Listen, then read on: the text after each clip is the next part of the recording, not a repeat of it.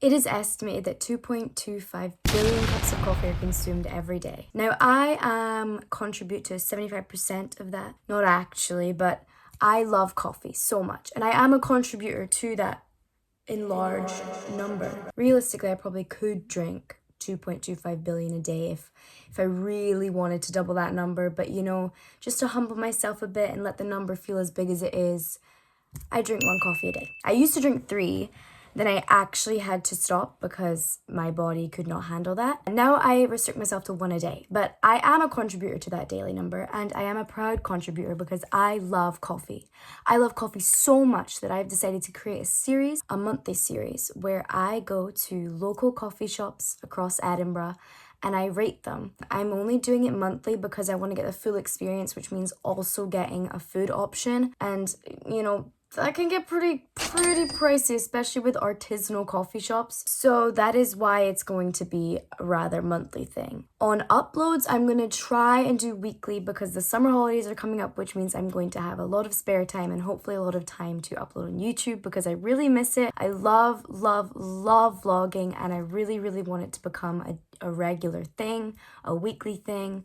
I'm going to try my best to stay on top of that, but for this series, it is going to be a monthly recurring series. And that series is called The Coffee Trials. It is such a great name that I came up with. I was really trying to be creative. I was like, what about The Coffee Run or The Coffee Quest or something like that? But I don't know, The Coffee Trials is one of the first ones I thought of. And I don't know if it's because it just makes me think of the trial chambers in Minecraft.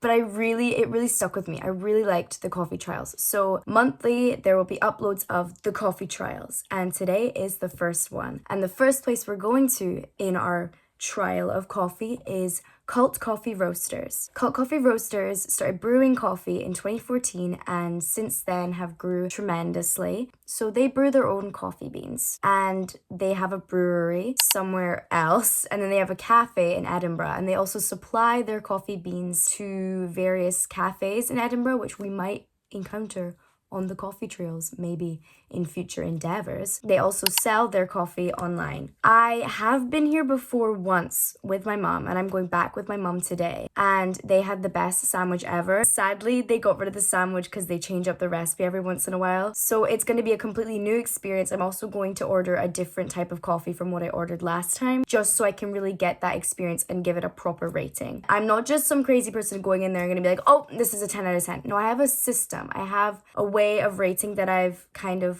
conjured up. Let me share with you. So on the coffee trials, I'm going to be bringing my handy dandy notebook with me that I've got all decorated, and I have stuff on it that I've made a list of things that I'm looking for when I come into this coffee shop to rate out of 10, and there's going to be different things that can apply to that, and then you get your overall rating out of 10 for the coffee shop. First thing we're checking for is vibes. Is the music too loud? Is it good? Is it kind of cozy vibes? Is it kind of cold? Kind of thing like that. And then we're going for variety, which is what milk alternatives do they have? Because most general places will have oat milk, soy milk, and then rarer places will have almond and also coconut. And then we're also looking at the vegan food. How much vegan food options do they have? Do they have vegan food options? Bonus points for vegan pastry. Normally, if you see vegan pastries, it's gonna be a cinnamon bun. That's like the most common one. If they have something else, that's like legendary. That's ultimate maximum points right there. And another reason that I'm checking for these is because I'm lactose intolerant, so these variety options also play a big part in what I order, because a lot of the time I have to get the vegan food, and of course I have to get a milk alternative. Next is price. We're going to be checking the standard price of what just a regular latte costs, how much it costs to substitute the milk, how much it costs to add syrup, and then the food range. You know, does it have a good range? Is it just really pricey? Or does it have some lower end options? Or is it all really affordable? Next is staff. You know, are they going to be welcoming? Are they kind? Are they helpful? Or are they kind of cold? They're really dismissive and they don't want to be there, you know, really general, because staff can actually play a really big part in a cafe experience, at least in my opinion. I've had really good experiences with staff and it had absolutely made my day before, so it's always something I like to look out for. Next is presentation, for when we actually get our food. Is there latte art? Is it in a cute mug or a cup? And then for the food wise, is it plated well and does it look appetizing? Because a lot of the time you can get food and it looks disgusting but it tastes amazing, but you know, if it looks appetizing, it just adds to the experience. Lastly, the two most most important things. First is the food. I'll be noting down in every little page that I do what food I actually order. And I'm going to be noting down, I have things to check, like is it going to be moist or dry?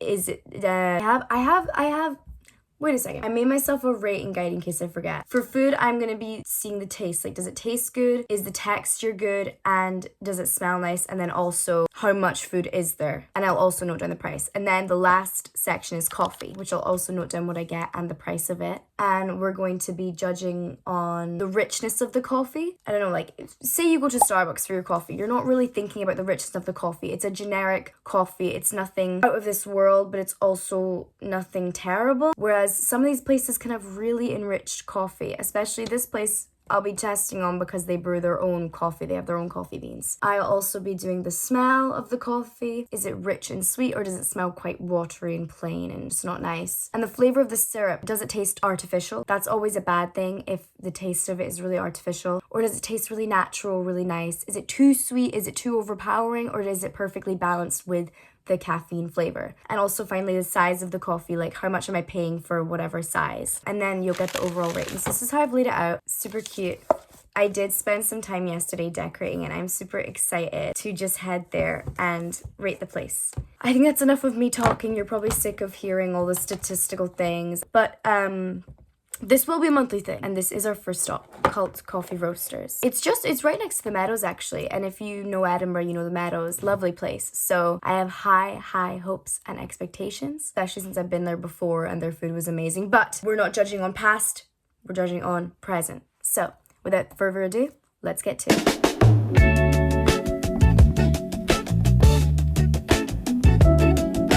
Let's go inside.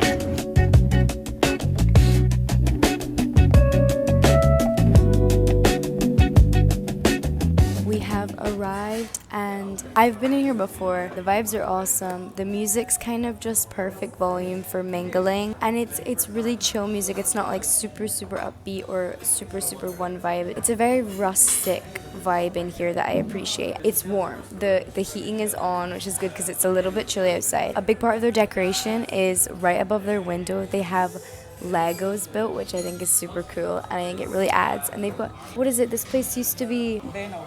Yeah, this building used to be a Venal. For what? To walk through, right? I don't know what a Venal is. This building used to be a Venal, so there's really cool details you can see of that, like the pipes and stuff, and they've really incorporated that rustic look, and it's just really nice. We're sat on this little upscaled balcony, and you walk down to order. So you get a menu, and then you pick what you want, and you go and order at the desk. At the counter. I know for food I'm getting a sandwich, which is over there, but there is other food. They've got quite a few menu options, and then of course coffee wise I still haven't picked what I'm gonna get yet. I'm gonna say the vibes are pretty spot on in here. I've wrote down warm, rustic, cozy, relaxed. I'm gonna say honestly it's just a really nice, I'm gonna say a 9 out of 10 for vibes. It's just really chill. I feel really hip and cool just sitting in here.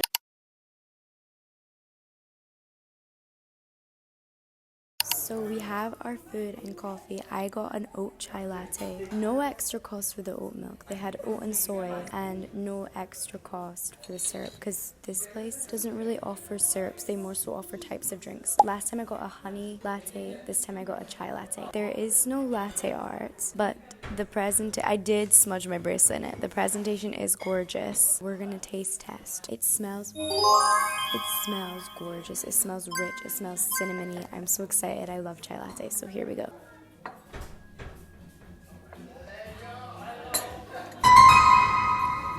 Oh my god, that chai flavor is gorgeous. It's not too overpowering. It's not super sweet. Sometimes places really overdo it and they make the chai super sweet. This is a gorgeous latte, and it's really silky and it's a good temperature. I really like it. The presentation is gorgeous. It's really put together, and it's just a really nice latte.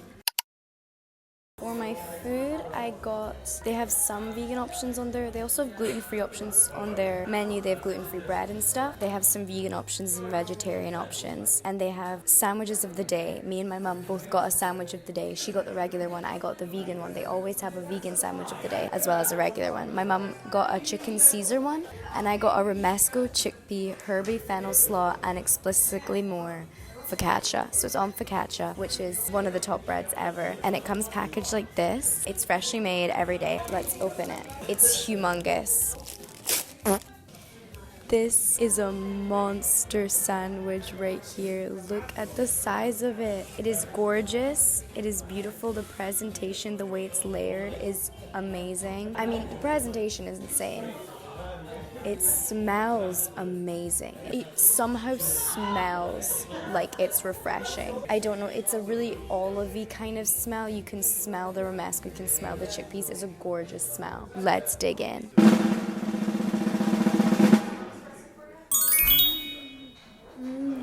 The flavor is immaculate. It is not dry. It is so moist. It is so dense. It is so gorgeous. Oh my god. Oh my gosh, that is amazing. And all of the flavors with the dill, there's a lot of dill. It really balances. This is gorgeous, gorgeous sandwich.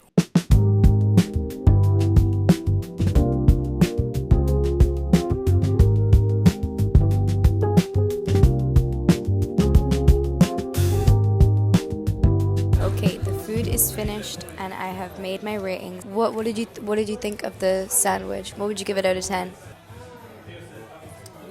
A 9 out of 10. What about your tea? A 9 as well. She got a brownie as well. What would you give it out of 10? It's very moist. Out of 10? 8.7. That's pretty good for you. Like, my mom's not super big on sweet things. So anyway, for vibes, I've given it a 9 out of 10. It's just so retro and it feels like too cool that you shouldn't be here kind of thing. Variety, they had oat milk, they had soy milk, they had an array of vegan foods, they had gluten-free foods. I don't think they had a vegan pastry, so I gave variety an 8 out of 10. It's pretty average. The amount of vegan foods and the fact that they have always got a vegan special for sandwich as well as the regular special bumps it up. Price, standard was £4. My chai oat latte was £4.50. You do not pay extra for substitute milk. And you don't pay extra for syrups, but that's because they don't offer syrups here. They only offer the drinks, so that doesn't really count. But you don't pay extra for substitute milk. Food is kind of £6 to £9. One of the most expensive things was my mum's sandwich. She got the other special, which was £8.50, which is definitely more on the higher price of things. I'd say the food is kind of a little bit expensive, but for not charging extra for substitute milk and a standard being £4, it's not overly expensive, so I gave it a 7 out of 10. Staff, very smiley, very helpful, very nice. However, I feel like because this place is so hip and cool, they just start playing Everlong. The staff also fit in with that hip and cool vibe, and I feel like they're silently judging me. 1, for filming, 2, because I feel like I'm not cool enough to be in this place. So I don't feel the most comfortable filming in here, which obviously does just knock a few points down. So I gave the staff 7. There's nothing over the world about them, nothing terrible about them. Like, they didn't spit in my coffee. Oh my god, that would be terrible. Presentation, last time I got latte art, this time I didn't, but it's okay. The mug was nice. It's really color coordinated with the black, and the black, I like it. The food looks appetizing, but the plating, I'm sure if you ordered like a dish, it would be plated well, but because we just got the house sandwiches, they just kind of came in a wrap, so nothing special about that. But the gorgeousness of the assembled sandwich, there was effort there was thought there. So I gave presentation a 7 out of 10. Food, my food, it was moist. As soon as it came over, you could smell it. It tasted amazing, and the portion was humongous. Last time they cut it in half, I was only able to eat half. This is the first time I'm eating all day, so I finished the whole thing. I'm really full. Probably could have gone with maybe 3/4 of the sandwich instead of all of it, but it's a massive portion. It just tasted amazing, so I gave food a 9 out of 10. Coffee, it was rich. For chai lattes, I really like the chai latte whenever I'm in a certain mood. Whenever I get it from Starbucks, I often find it can be a bit too sweet, especially near the end, and it's kind of really sickly. This was perfect. It was really rich, and it was not too sweet at all. The temperature, I think, of the coffee could have been a bit hotter, and it was a pretty average size portion, but as soon as it came over, I smelt the chai and I smelt the cinnamon on top, and it was gorgeous. It is the best chai latte I've ever had. That got a 9 out of 10 from me, and after calculations and using my calculator, Cult Coffee Roasters gets an overall 8 out of 10. I'd say it's pretty strong. Would I come back here? Absolutely. Would I come back to sit in? Probably not, just because if I wanted to film, I wouldn't be too great doing that, but hey, if I wasn't filming, totally. Would I come back here? Yes, with food. Yes, with a chai latte. That was an amazing chai latte. I do recommend this place. I hope you enjoyed, and I can't wait for next month to see where the coffee trials takes us next. Bye bye.